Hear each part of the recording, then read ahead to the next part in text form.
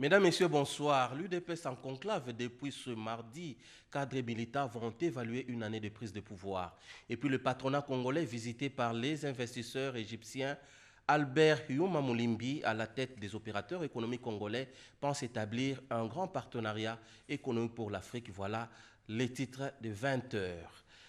Là, les négociations du week-end entre le gouvernement et les banques syndicales ont été évoquées ce mardi au cours de la réunion du comité de conjoncture économique présidé par le Premier ministre Ilunga Ilunkamba. Le gouvernement a aussi examiné le plan d'organisation des sports en RDC. Le détail avec Françoise Bouelabouaki. Le protocole d'accord signé à Biboua par le gouvernement de la République et le banc syndical est arrivé sur la table du Premier ministre Ilunga Ilunkamba. Ce mardi 28 janvier, la ministre de la fonction publique Yolande Bosongo a fait l'économie au chef du gouvernement des engagements pris par chaque parti. La ministre de la fonction publique a présenté au chef du gouvernement le protocole d'accord qui venait d'être signé le samedi dernier à Biboua. Le Premier ministre a félicité les deux parties et a promis de recevoir les délégués du banc syndical très prochainement. On y a noté que le cadre macroéconomique dans son ensemble demeure stable, malgré quelques pressions. On a noté avec satisfaction la décélération du niveau de formation des prix à l'intérieur. Je crois que l'effort doit être soutenu davantage pour maintenir ces rythmes. On a aussi noté une stabilité relative de cours de nos matières premières, surtout dans les secteurs miniers. Même si le cobalt a baissé de quelques points, mais dans l'ensemble, le niveau reste stable. Nous avons aussi reçu une note du ministre des Sports sur l'organisation des sports dans notre pays et le financement par l'État. Contrairement aux habitudes, la réunion du comité de conjoncture s'est tenue dans la soirée. On peut donc comprendre la responsabilité du gouvernement qui tient à maîtriser les quelques perturbations constatées sur le marché. Les forces négatives continuent à être une menace pour toute la région des Grands Lacs et méritent bien la correction des FARDC. Le chef de l'exécutif de la CIRGL, Zachary Moubiri, félicitait ainsi les FARDC pour leur exploit contre ces forces du mal. C'était au cours d'une séance de travail avec le ministre de la Défense nationale, Félix Zaloumeti-Dantou. Des félicitations en plus aux FARDC pour leur exploit contre les forces négatives dans l'Est de la République démocratique du Congo. Ce sont celles du secrétariat exécutif de la conférence internationale pour la région des Grands Lacs. Le secrétaire exécutif Zachary Moubiri Mouiti, à la tête d'une délégation de cette structure régionale, l'a dit ce 28 janvier 2020 au ministre de la Défense nationale et ancien combattant et Mengoy Moukena Loussa Diesse au cours d'une séance de travail. Selon lui, ces forces négatives constituent une menace pour la sous-région et sa population. Et c'est là de la même manière que le virus d'Ebola qui a endeuillé plus d'une famille dans l'Est de la République démocratique du Congo. L'épidémie d'Ebola constitue aussi une menace de paix et de sécurité. Même le ministre l'a appelée une des forces négatives de la région. Donc il faut arrêter à tout prix parce que si elle conséquent, ce sera un problème aussi économique de la région. Du problème économique vers la pauvreté, ça sera aussi une source de conflit. Les combats de la conférence internationale pour la région des Grands Lacs est donc de conjuguer les efforts des pays membres pour assurer la paix et le développement économique de la sous-région pour un épanouissement heureux des populations respectives. Le problème de la RDC avec les forces négatives, la plupart sont des forces négatives étrangères, comme les ADF proviennent de l'Ouganda, les FDL proviennent du Rwanda, les FNL du Burundi. Sur la contribution de la CIRGL, c'est pour que les États membres, les ministres de la Défense, des Affaires étrangères, les chefs d'État puissent faire des efforts consultatifs, qu'ils puissent travailler ensemble, parce que pour travailler, exterminer la source du problème de ces forces négatives. Cet instant était aussi une occasion pour l'ambassadeur Zachary Moubiri Mouiti de souhaiter les vœux de nouvel an au chef de l'outil de défense. Les directions de la paie et des contrôles budgétaires sont des structures clés dans les chaînes de dépenses. Le vice-premier ministre, ministre du Budget, Baudouin Mayo, les a encouragés lors de la visite des travaux sur les lieux. Cédric Kenina. Une visite qui intervient après celle du secrétariat général du budget. Créer une synergie entre services et directions, motiver les personnels, les mettre en confiance. Les patrons du budget, Jean Baudouin Mayo Mambeke, marquent cette fois-ci sa présence à la direction de la paye. La directrice chef des services de la paye, Angélique Boulembi Nkoulou, a servi de guide pour présenter cette direction de près de 500 employés. Le vice-premier ministre du budget a salué les efforts consentis par les responsables tout en faisant une observation pertinente sur le fait qu'aucune femme n'assume le poste de chef de division. Un déséquilibre. Que Madame le directeur a fait un gros effort pour mettre le travailleur dans de bonnes conditions. Cet effort se poursuit encore. Malheureusement, les femmes ne sont pas suffisamment responsabilisées. Tous les chefs de division sont des hommes. Ça ne donne pas une bonne image. Elles ont donc le même bagage, la même formation que nous. Il n'y a pas de raison qu'on les délaisse. Assurons la promotion de la femme aussi. La direction des contrôles budgétaires, la première étape de la chaîne de la dépense, a reçu également le vice-premier ministre, ministre du budget. La division de contrôle, celle des liaisons, les archives et suivi de la paye, les rendements est jugé satisfaisant par les patrons du budget. Séjour du ministre de la décentralisation et son collègue des mines à Goma. Ils sont en mission d'évaluation de la redevance minière dans le Nord Kivu et ses entités territoriales décentralisées. Reportage. Du gouvernement central de la RD Congo sont arrivés à Goma ce mardi 28 janvier 2020. Il s'agit du ministre d'État en charge de la décentralisation, Maître Azarias Rouberois, et du ministre des Mines, Willy Kitobo Samsoni. L'objet de leur mission cadre avec la redevance minière due à la province et aux entités territoriales décentralisées ETD. Une séance de travail dans ce sens a été organisée ce même mardi dans un hôtel de la place avec les services et instances concernées. Aujourd'hui c'est le Nord Kivu et demain c'est le Haut-Uélé. Notre mission consiste à évaluer la question de redevance minière, la redevance qui est due aux provinces et aux ETD, aux entités territoriales décentralisées. Vous savez qu'avec la nouvelle loi minière, il y a une redevance qui est due aux entités territoriales décentralisées, que ce soit les secteurs ou les chefferies ou les communes, là où les minerais sont extraits. C'est suffisamment de fonds pour développer à la base les entités minières.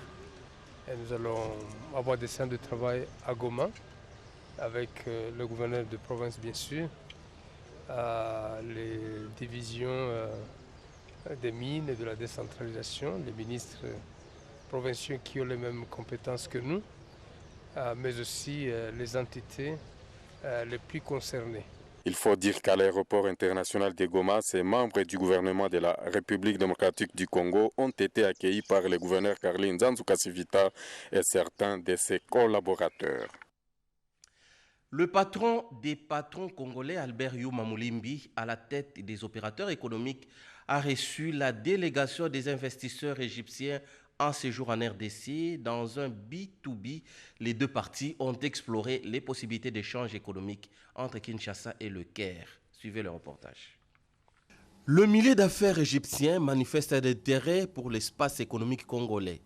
En visite en RDC, la délégation des investisseurs égyptiens, conduite par le ministre de l'Énergie, a rencontré le patronat congolais représenté par la FEC.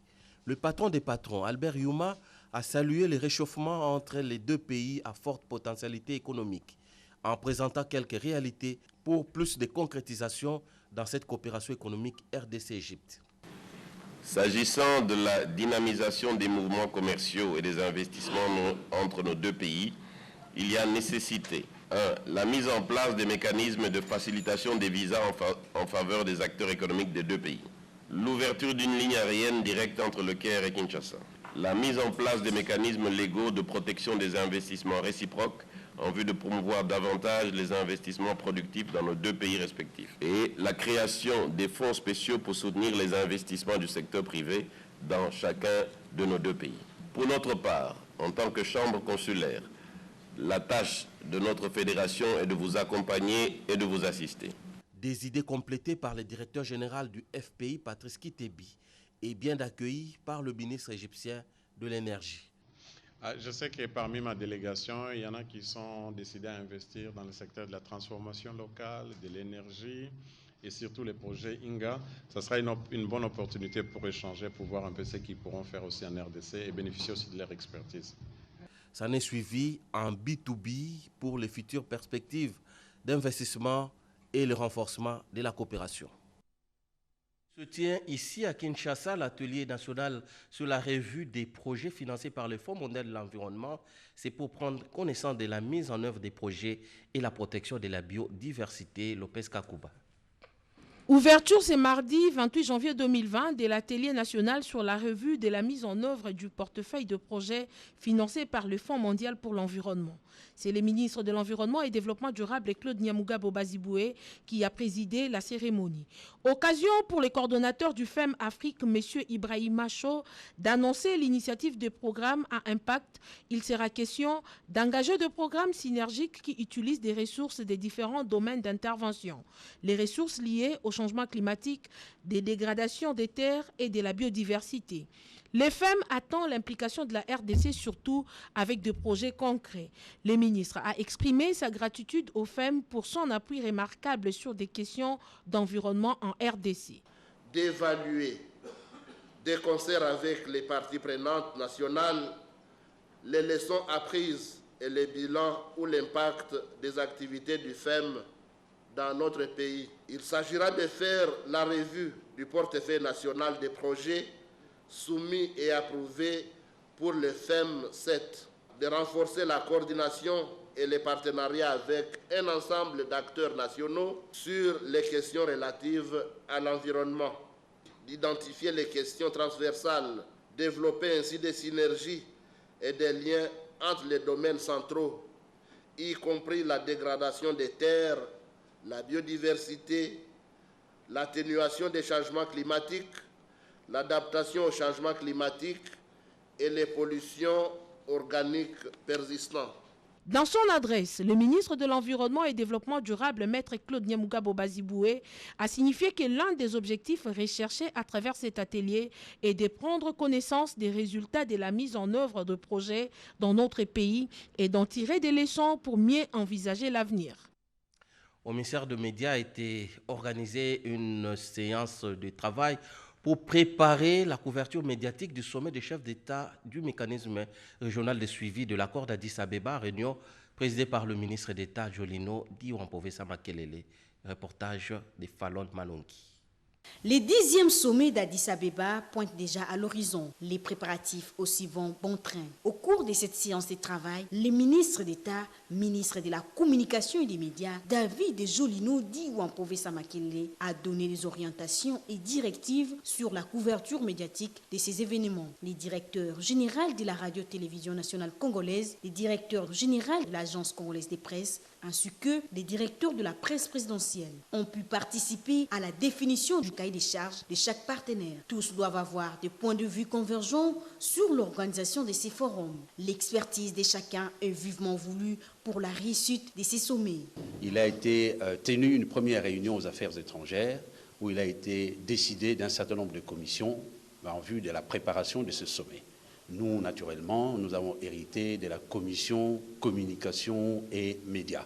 Nous avons en charge donc l'obligation de pouvoir couvrir cet événement et de pouvoir préparer la population congolaise à accueillir nos hôtes avant le sommet qui se tiendra le 24 février et puis après. C'est le premier événement international qui va se tenir en cette année déclarée par le chef de l'État, année de l'action. Le travail qui sera fait, un travail en synergie, un travail commun puisse permettre à ce que la RDC sorte après ce forum comme étant une grande nation qui a compris et qui gère d'une meilleure façon la communication. Outre la communication, les autorités congolaises envisagent réussir pleinement ces sommets dans d'autres facettes, question de mieux présenter l'image de la République démocratique du Congo, dont la capacité d'abriter avec succès ces rendez-vous de grandes envergures. Et puis cet atelier de validation des mesures d'application de la loi relative à l'eau qui se tient, l'atelier, c'est le vice-ministre des Ressources hydrauliques qui a ouvert les travaux. Mireille Ndeke pour le reportage. La RDC regorge d'importantes potentialités en ressources en eau et en écosystèmes aquatiques dont la gestion, la protection et la mise en œuvre sont tributaires de nouveaux défis qu'impose le développement durable, la lutte contre la pauvreté et le changement climatique. La loi numéro 15/026 du 31 décembre 2015 relative à l'eau vient répondre aux cris de détresse de la population sur l'accès à l'eau potable qui n'est pas du tout réluisant. Le gouvernement Ilunga Kamba s'est donc engagé à élaborer les mesures d'application de cette loi en vue de matérialiser les réformes innovantes, d'où l'ouverture de cet atelier avec le vice-ministre des Ressources hydrauliques et électricité, Papi Pungulwamba, représentant le ministre d'État Eustache Mouanzi Mumbembe. L'atelier de validation des mesures d'application de la loi relative à l'eau que nous ouvrons ce jour revêt une importance cruciale car il augure une ère nouvelle d'espoir pour le développement du secteur de l'eau et l'amélioration substantielle de la desserte en eau potable en faveur des populations congolaises. Conformément à la vision de son Excellence, Monsieur le Président de la République et chef de l'État, Félix Antoine Tshisekedi Tshilombo, qui fait de l'amélioration de la desserte en eau l'une des priorités.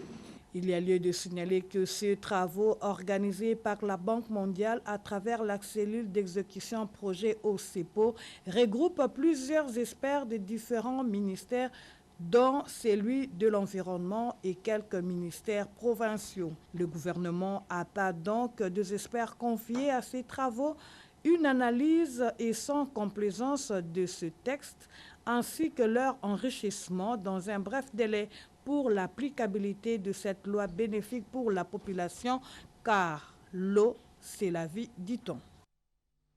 Congolaises et Congolais, lèvons-nous pour défendre les droits des femmes, thème national pour la célébration de la Journée internationale de la femme, édition 2020, thème dévoilé ce mardi par la ministre du Genre, Béatrice Loméa. Yvette Makuntima.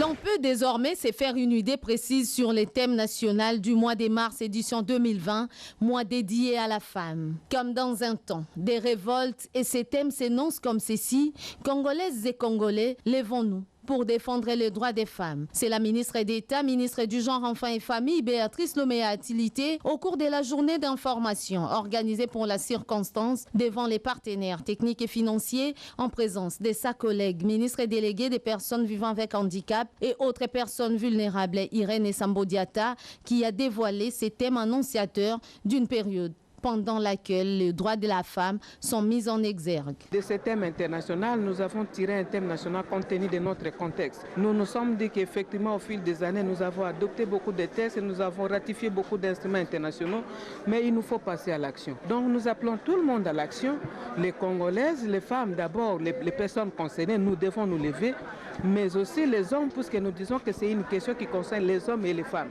Puisque tant qu'on n'aura pas respecté les droits des femmes, nous ne pouvons pas espérer atteindre un développement durable. La patronne du genre est revenue également sur la 64e session de la condition féminine qui va se tenir prochainement avec la mise en place pour sa réussite d'un comité préparatoire pour coordonner les activités liées au mois de la femme.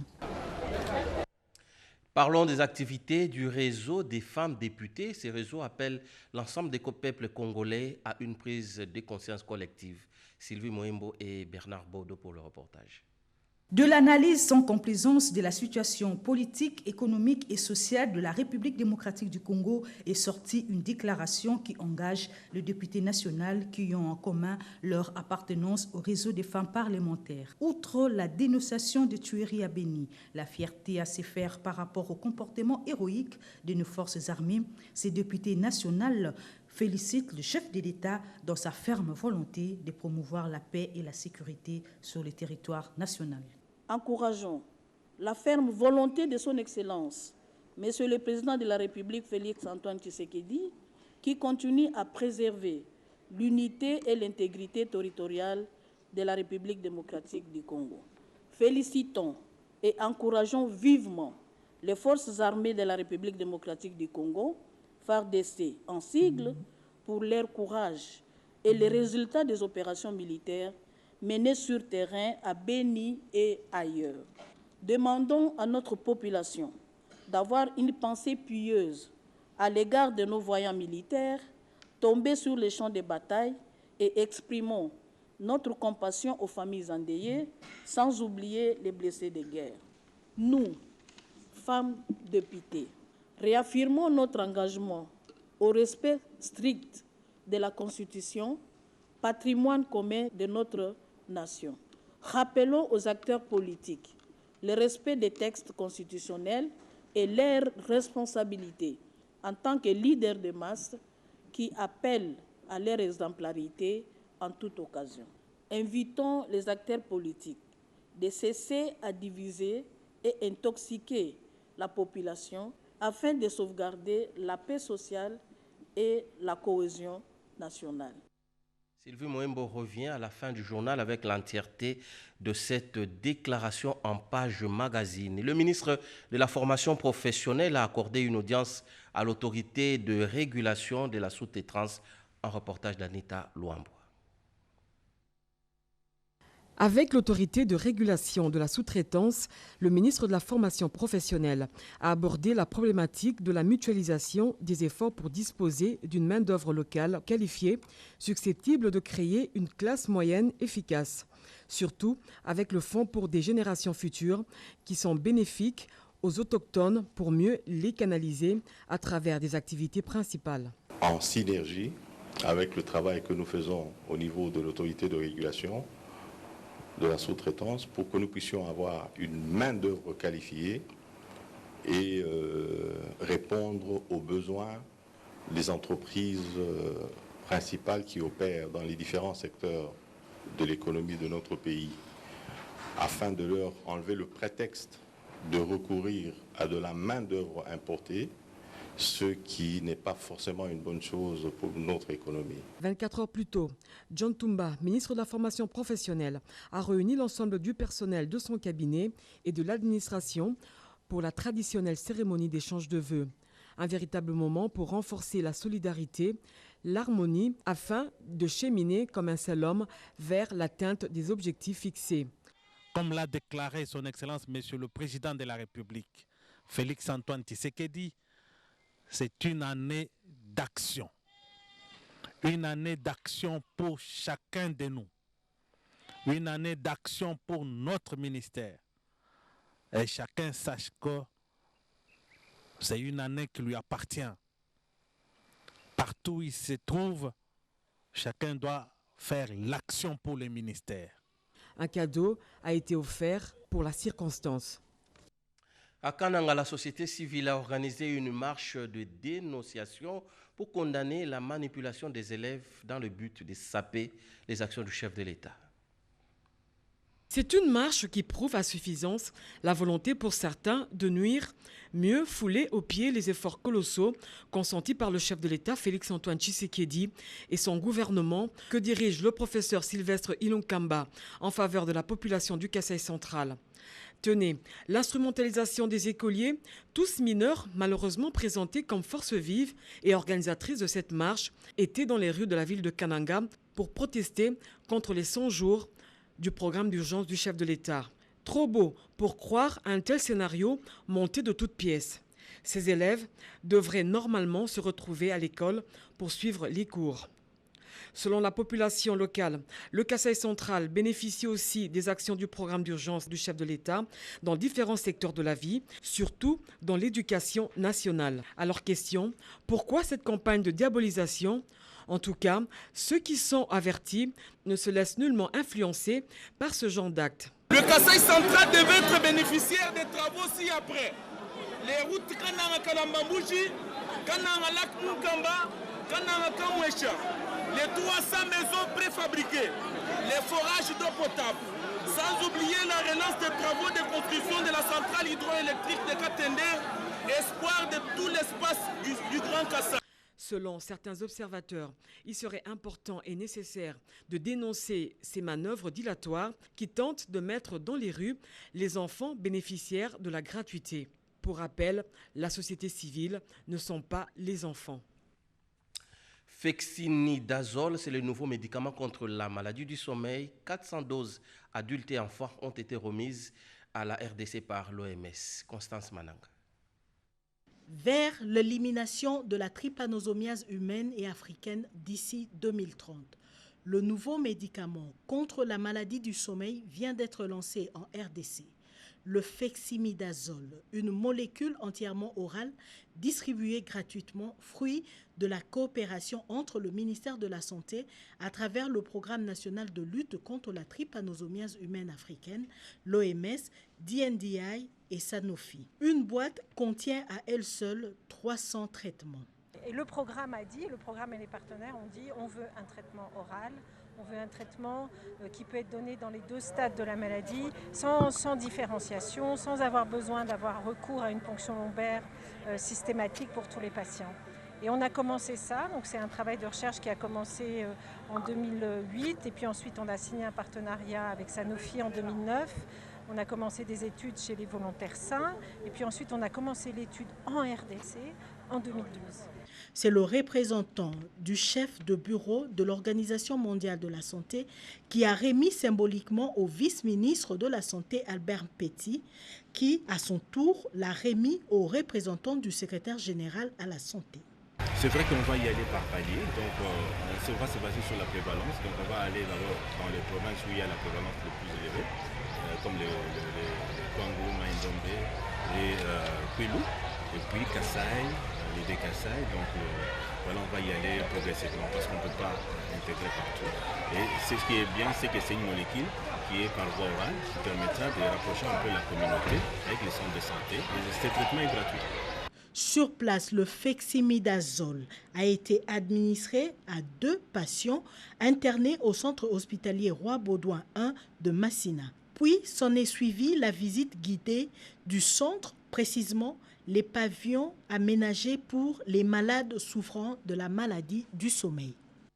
Et la délégation des investisseurs égyptiens était également passée par le Fonds pour la promotion de l'industrie FPI. Reportage. Une délégation de la firme égyptienne Samcret Investment, spécialisée dans les secteurs de la construction des infrastructures sociales. L'objectif poursuivi par cette réunion technique est l'échange d'expériences dans le domaine de la construction, mais aussi et surtout l'appui que cette firme égyptienne pourra apporter au Fonds de promotion de l'industrie dans la réalisation du projet de réalisation des infrastructures routières et hospitalières à Mbujimaï dans le Kassai oriental. Le Fonds de promotion de l'industrie, dans sa politique de réaliser des programmes structurants et industrialisants, a identifié à Ndomba, un secteur situé à 70 km de la ville de Mbujimaï, la possibilité de développer des infrastructures portières modernes. L'apport de cette firme égyptienne est de matérialiser le projet qui consiste à développer un trafic fluvial important avec la présence d'un port moderne pour faciliter l'évacuation de produits manufacturés en provenance de Kinshasa.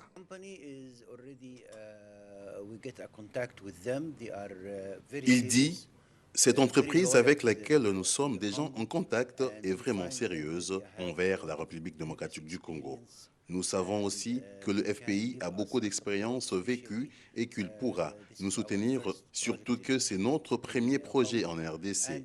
Nous avons aussi besoin d'un appui solide venant du directeur général et de ses collaborateurs. Nous promettons, au nom de Samcret, que nous vous prêterons main forte et transmettrons notre savoir et que nous construirons ensemble ce dont la RDC a besoin. Nous travaillons déjà avec plusieurs institutions financières et bancaires internationales. Nous avons aussi une bonne réputation parce que nous achevons toujours nos projets à temps et de manière fiable. Nous pensons trouver un moyen pour le financement et pour la réalisation de nos projets à la fin de la semaine déjà.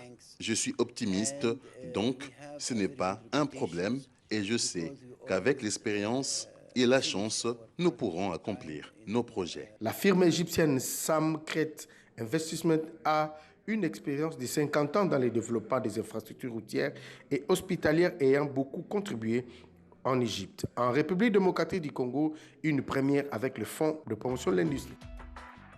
En politique, une année du pouvoir s'évalue. L'UDPS a ouvert son conclave ce mardi au centre Nganda.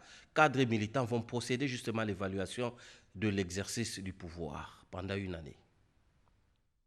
Depuis le 24 janvier 2019, l'Union pour la démocratie et le progrès social, UDPS Tshisekedi en sigle, exerce le pouvoir au sommet de l'État. Comme chacun le sait, l'exercice du pouvoir en toute responsabilité et au service du peuple n'est ni facile ni aisé. Et sa conservation l'est encore moins si aucun effort d'auto-évaluation n'est fourni objectivement et sans complaisance. C'est la raison de notre présence dans ce sens. C'est l'extrait du discours du président par intérim de l'Union pour la démocratie et le progrès social UDPS au cours de cette réunion d'évaluation. Les fédéraux, les membres du secrétariat général et de la présidence du parti, les honorables députés provinciaux et nationaux, les membres de la commission électorale permanente du parti, tous unis comme un seul homme, vont remonter la marche de leur parcours depuis le 24 janvier 2019 jusqu'à ces jours. L'analyse sera sans complaisance, avec l'ambition de corriger ce qu'il faut corriger et renforcer ce qu'il doit l'être. Les alliés de l'UDPS se sont mobilisés pour participer eux aussi à cette réflexion qui jettera les bases d'une nouvelle orientation. À la fin de ce conclave, des résolutions seront prises sur l'engagement et la participation de l'UDPS au sein des différentes institutions de la République. L'enjeu étant de réussir le mandat du président de la République, chef de l'État, Félix Antoine Tshisekedi Tshilombo. La Ligue des jeunes du PPRD réitère son soutien à la coalition au pouvoir. Serge Kadima, son président, l'a exprimé au cours de la réunion des cadres du parti. Odilon Kayoum. La Ligue des jeunes du Parti du peuple pour la reconstruction et la démocratie, PPRD, fer de lance du parti cher à Joseph Kabila Kabange, reste droit dans ses bottes. Contre vent et marée, elle continua à soutenir la coalition au pouvoir, comme les soulignent ses cadres à l'issue de la réunion, dirigée par le président national, Serge Kadima.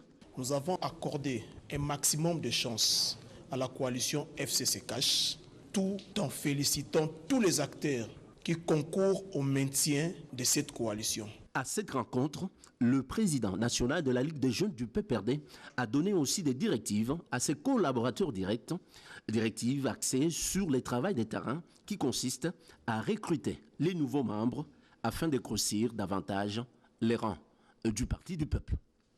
Et nous allons nous rendre dans les Sud Kivu où la députée nationale Magira Okabuba sensibilise la population de Minembwe à la paix. Pendant les vacances parlementaires, pas besoin de prendre le repos. La députée nationale Magira Kabuba, l'élu de Rutshuru, très attaché à sa base, n'a pas hésité de s'imprégner de soucis majeurs qui touchent sa communauté. Présidente de l'Union des démocrates pour la concorde nationale, elle a pris part à l'adhésion de 5000 nouveaux membres.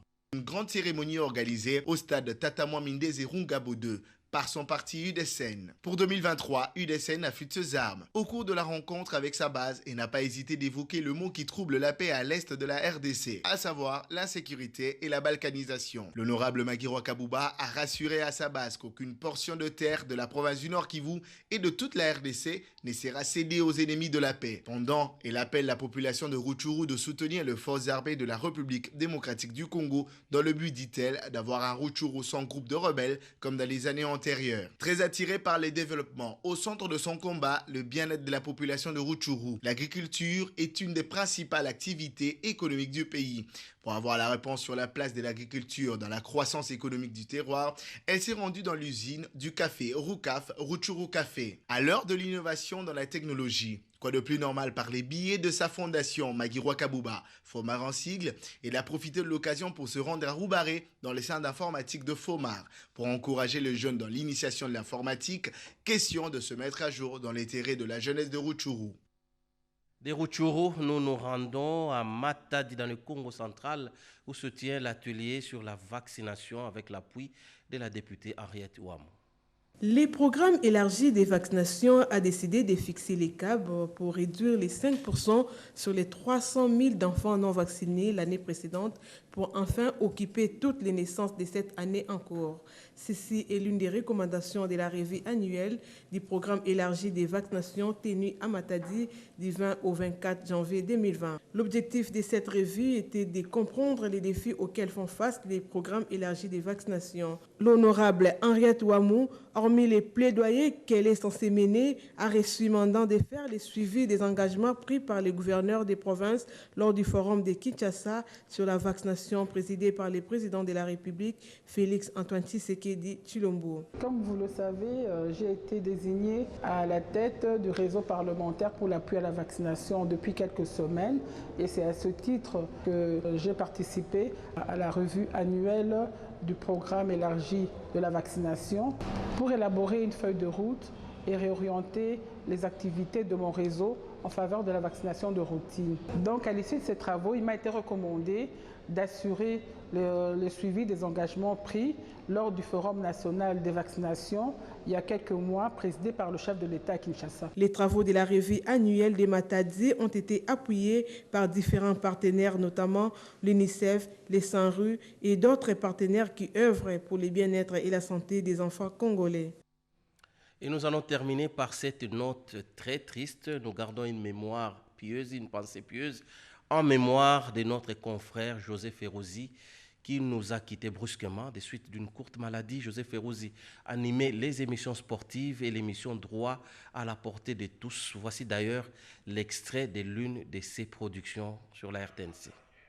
Monsieur, bienvenue à votre magazine Droit et Société. Aujourd'hui, nous allons parler des exécutions des jugements en droit positif congolais. Donc c'est un problème qui est toujours d'actualité. Et pour en parler, nous allons faire appel à notre spécialiste de maison, Maître Willy Wenga Ilombe, qui n'est plus à présenter parce qu'il est avocat au barreau de Kinshasa Gombe. Il est formateur de jeunes avocats et il est aussi à ses perdu auteur et il a publié plusieurs articles et animateur de conférences. Il a publié en 2015 l'ouvrage intitulé des tribunaux de commerce qu'on appelle l'interdiction des saisies, saisies arrêts et saisies conservatoires. Les amis ont glissé dans cela. Ils estiment que la matière des saisies arrêts et saisies conservatoires sont des matières exclusives des tribunaux de commerce. Je n'ai pas suivi cette actualité, vous savez. Le séminaire n'a pas été fait de ça, mais ouais. c'est un aspect qui a été évoqué. Mais sinon, savez, il y a un communiqué de la SADO il y a un communiqué public de la SADO. Voilà, paix à son âme, Joseph Ferrozi, dire que cette émission enregistrée samedi dernier n'a même pas encore été mise sur les antennes. Voilà, c'est par cette note que nous bouclons cette édition d'information. Merci à vous de l'avoir suivi. La prochaine édition, c'est à 22h avec Jacques Kabouawa Sedouga. Au revoir.